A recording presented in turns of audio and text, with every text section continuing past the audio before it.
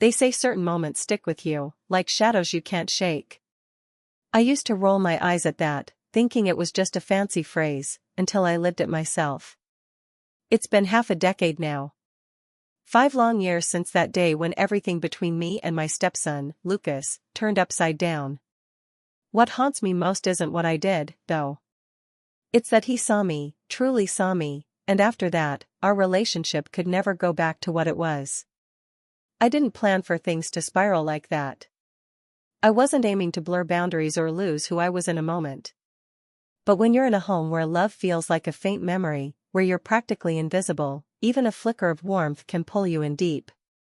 That was me, fading into the background of my own life, like a ghost wandering my own halls. My husband, Michael, was always gone, swallowed up by his job. And Lucas, my stepson, he was hurting too, carrying a sorrow I couldn't fully grasp. We were both adrift, just lost in our own ways. Then came that afternoon. That single, shattering moment. He walked in, his eyes caught mine, and the world tilted. There was no undoing it after that. If you think you'd never stumble into a mess like this, trust me, I was right there with you once. But sometimes, all it takes is one hollow moment when your heart's running on empty, and someone looks at you like you're still real. The choice you make in that split second can break everything you thought you knew. This is my story, raw and real. If you're ready to listen, I'll share it. But fair warning, once you hear it, it'll stick with you. Subscribe to Heartfelt Tales Unfold, because some stories linger long after the telling. I'm Emma. I'm 41, with 2 marriages behind me. My first one? Let's just say it fell apart when I realized love shouldn't mean erasing yourself. Michael, my second husband, was a different kind of man, solid, dependable, always with a plan and a paycheck to match. But sometimes, what looks perfect on the outside feels hollow when you're living it. Michael's job in corporate kept him on the road, always drained when he dragged himself home. His laptop might as well have been glued to him, there at dinner, there in bed. When I talked, his eyes would glaze over, like my voice was just background noise. Little by little, I stopped bothering to speak. Our house was picture perfect, straight out of a suburban dream. Big windows, shiny floors, a kitchen I used to imagine we'd fill with laughter and shared meals. But the living room couch grew colder every year. Most nights, I poured wine for myself and ate alone. I ended up talking to the walls more than to my husband. Then there was Lucas, Michael's 22-year-old son from his first marriage. His mom had passed away 5 years before I came into their lives, and I stepped into a home already heavy with grief. Lucas was quiet, polite, kept to himself mostly. He only spoke when you spoke first. But loss leaves scars, even if they're hidden, and sometimes I'd catch him looking at me across the room. It wasn't the glance of a kid, it was the searching stare of a young man who'd lost too much, maybe looking for something to hold on to. At first, I didn't think much of it. We were just 2 people trying to make it through, sharing the same roof. But as weeks turned into months, something changed. Michael's trip stretched longer, and the distance between Lucas and me started to shrink. Those looks he gave me? They started to linger, just a heartbeat too long. In a house so quiet it hurt, even the tiniest moments can feel like they're screaming. I never would have guessed it'd be Lucas, the one who noticed my hands trembling as I poured another glass of wine, the one who offered to haul in the groceries when no one else bothered, the one who stepped in to help. And the one I'd end up hurting in a way I can't forgive myself for. But when loneliness starts to choke you, the lines between right and wrong get blurry. You start chasing any spark of light, even if it burns you. It all started with a broken glass. That morning was like so many others, silent, but not the peaceful kind, just empty. Michael was off on another work trip, leaving our bed cold, my voice bouncing off the walls with no one to hear it. I tried to keep busy, like always, tidying up, moving things around pointlessly, sipping wine before lunch and telling myself it was fine. I reached for a fancy glass from the top shelf, the kind we used back when we hosted friends and smiled for real. My fingers grazed it, but it slipped, crashing to the floor before I could catch it. The sharp sound hit me first, then the sting in my hand. Glass scattered everywhere, and a thin line of blood welled up on my palm. I stood there, frozen, staring at the chaos. The floor sparkled with jagged pieces, my heart pounding. I was alone, or so I thought.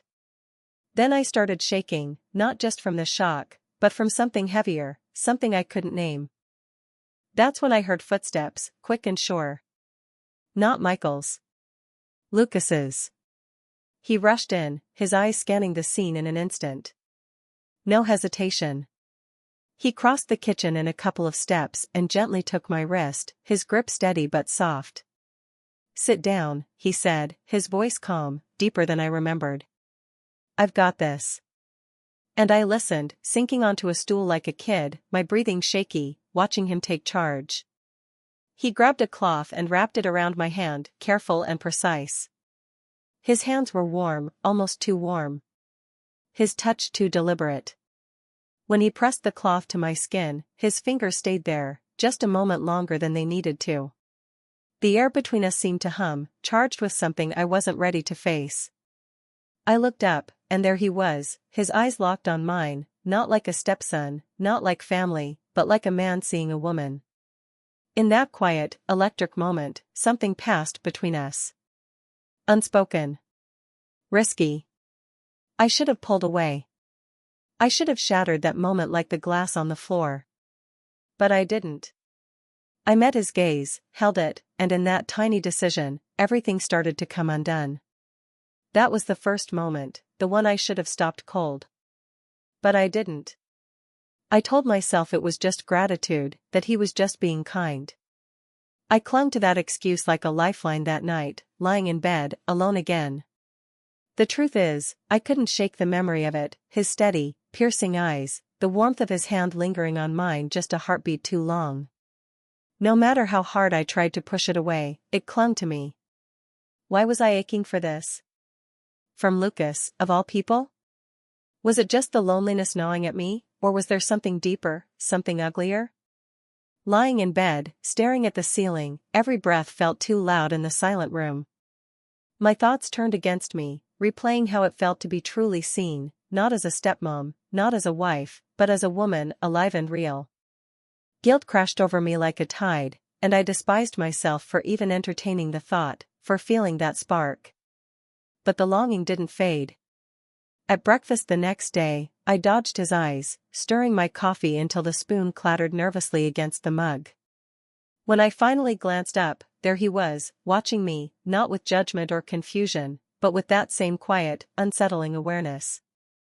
That look reached inside me, stirring something I hadn't felt in ages, something I barely knew was still there.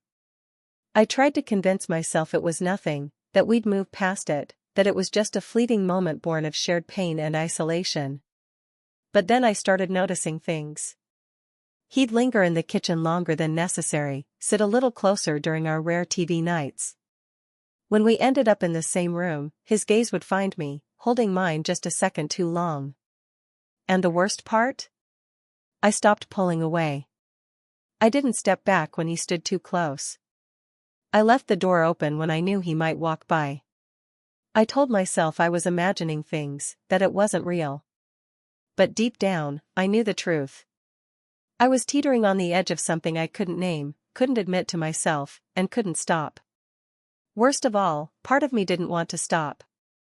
Months went by, and what should have been a fleeting moment wove itself into the fabric of our days. Small gestures turned into habits, habits into something undeniable. It started innocently enough. He'd help me with dinner, grabbing spices, or chopping carrots. But one evening, as I struggled with a knife, my hands trembling more than I wanted to admit, he stepped behind me. Without a word, he reached out, his hand covering mine, guiding the blade with slow, steady precision. His breath brushed my neck, and the room seemed to shrink, the world fading to the pulse pounding in my ears. I should have stopped him, stepped away. But I let the moment linger, told myself it was just practical, just help. Deep down, I knew better. I was craving that touch, that feeling of being noticed. And he saw me. It didn't end there. I caught his eyes lingering as I leaned into the oven, his gaze tracing the curve of my back, my legs. When I turned and met his stare, he didn't flinch. Neither did I. I told myself we were both just grieving, both adrift. But in my heart, I knew this wasn't about grief anymore. Then came that rainy afternoon, the sky heavy with dark clouds, the house wrapped in a suffocating quiet. I was folding laundry, my hands moving on autopilot, tears falling before I even realized they were there. The weight of it all, Michael's absence, the emptiness of our home, my own gnawing shame, pressed down until I couldn't breathe. I slid to the floor, back against the dryer, crying softly into my hands. Then I heard him, slow, steady footsteps. Lucas was there, kneeling beside me.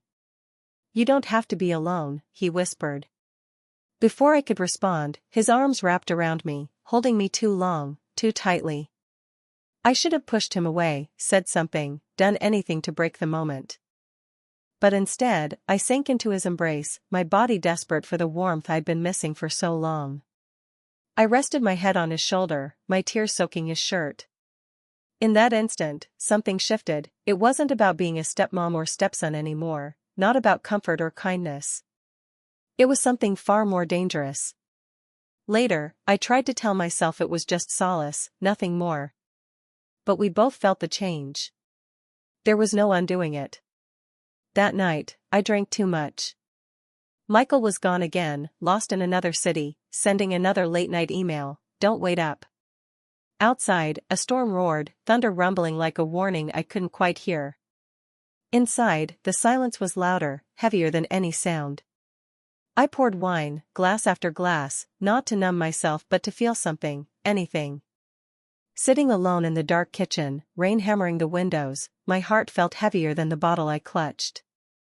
Tears slipped down my face, tears for a marriage crumbling, for the shame twisting inside me since that moment in the laundry room, for the woman I didn't recognize in myself anymore.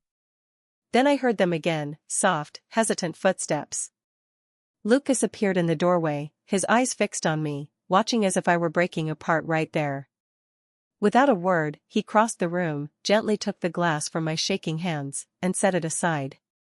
"You don't have to go through this alone," he said, his voice so soft it stole my breath. Before I could untangle the mess of emotions inside me, he was beside me.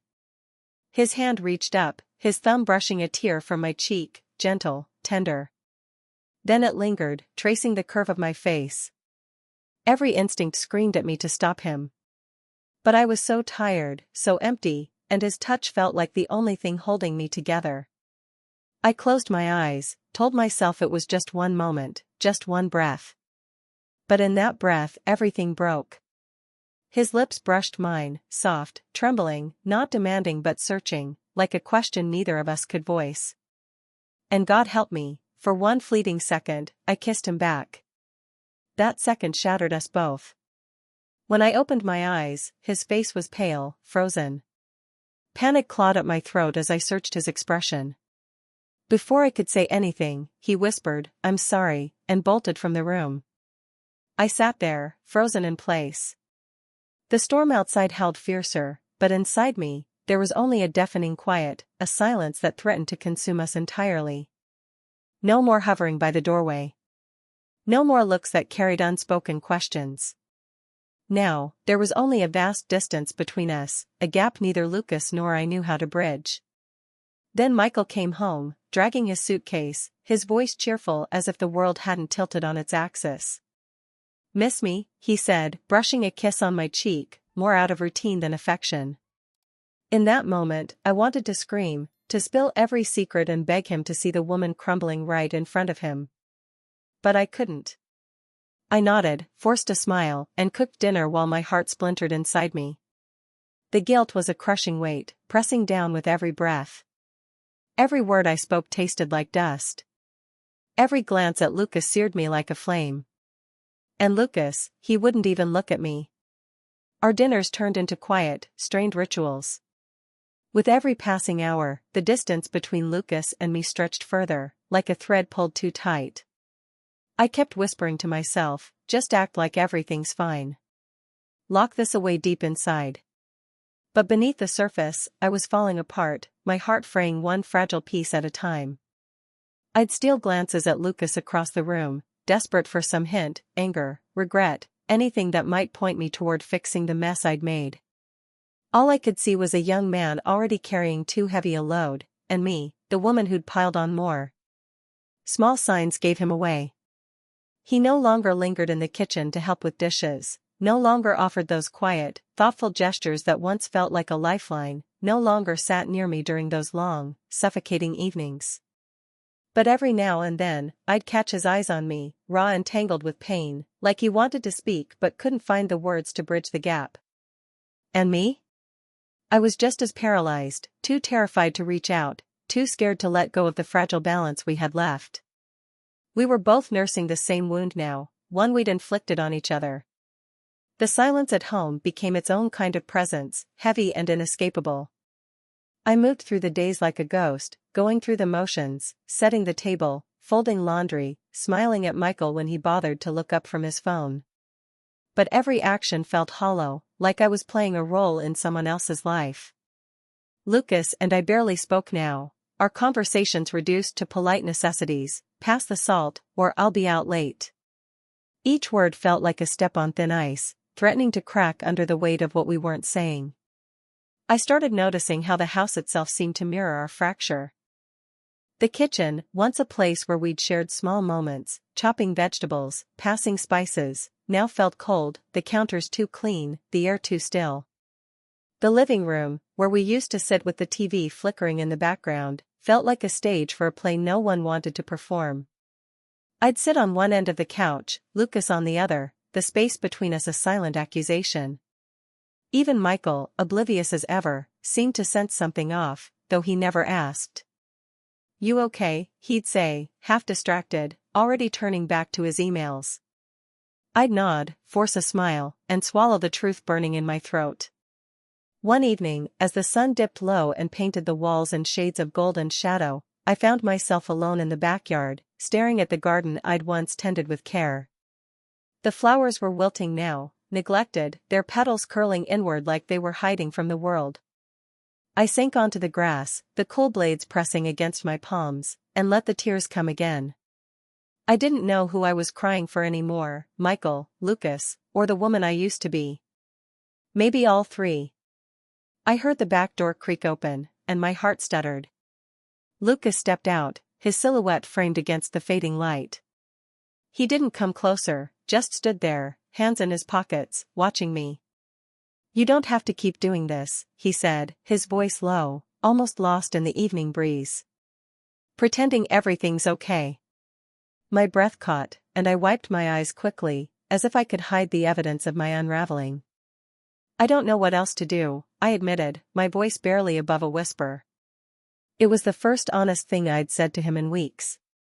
He took a step closer, then stopped, like he was afraid to cross some invisible line.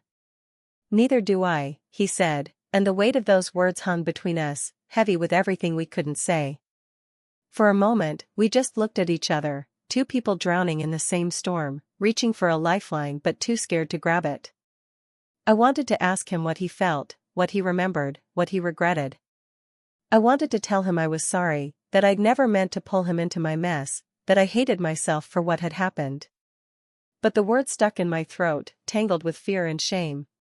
Instead, I stood up, brushing the grass from my jeans, and said, "We should go inside. It's getting cold." He nodded, his eyes still holding mine for a second too long, and we walked back to the house in silence. That night, I lay awake, staring at the ceiling, wondering if we'd ever find a way to heal the rift between us, or if we'd spend the rest of our lives tiptoeing around it, pretending the wound wasn't there. The days dragged on, each one heavier than the last. I started finding excuses to leave the house, errands that didn't need running, coffee shop visits just to sit in the hum of other people's lives. But no matter where I went, I carried it with me. The guilt, the longing, the fear that I'd broken something that could never be fixed. I'd catch myself wondering what Lucas Westbrook would do if he knew the truth. Would he leave me? Would he hate me? Or would he just not care? The thought of that last possibility hurt almost as much as the others. One morning, as I was pouring coffee, Lucas walked into the kitchen, his hair still damp from a shower. He froze when he saw me, and for a moment, we just stood there, the air thick with everything unsaid. "I'm heading out," he mumbled, grabbing his keys. But as he passed me, his arm brushed mine, and the contact sent a jolt through me, not the kind from before, but something sadder, like the ghost of a connection we'd lost. "Wait," I said, my voice trembling. He stopped, his back to me, and I forced the words out. Can we ever be okay again?" He turned slowly, his eyes searching mine. "I don't know, Emma," he said, his voice rough with emotion. "I want to try. But I don't know how." I nodded, my throat tight, and he left without another word. As the door clicked shut, I sank into a chair, my coffee growing cold in my hands. The truth was, I didn't know how either. But for the first time, I felt a flicker of hope, not that things could ever be the same, but that maybe, just maybe, we could find a way to live with the scars. If you've ever felt like you're carrying a secret too heavy to hold, like it's eating you alive, tell me, what would you do? Would you confess and risk losing everything, or keep it buried, hoping the weight doesn't crush you? Share your thoughts in the comments, I'm still trying to figure it out. And if this story hit you in a place you didn't expect, subscribe to Heartfelt Tales Unfold. Sometimes, a story can make you feel less alone. I despised myself. Every breath, every glance, every heartbeat reminded me of my betrayal. I'd betrayed Michael's trust. I'd twisted the bond with Lucas, tainting something that should have stayed sacred. Sleep wouldn't come, food lost its taste, and the guilt sat heavy in my chest, a stone I couldn't dislodge. But here's the part one can hardly admit, even to myself, a piece of me still yearned, for the warmth of that moment, for the connection we'd felt, for the sensation of being truly seen after years of fading into the background. That longing scared me more than the guilt ever could. What kind of woman am I? How could I crave something so wrong, so broken? How could I ache to feel again what never should have happened? I'd stand before the mirror, staring into my own eyes, searching for the person I used to be. But all I found was a stranger who'd crossed a line she could never uncross. Every time I looked at Michael, my stomach churned. Every word I said to him felt like a lie.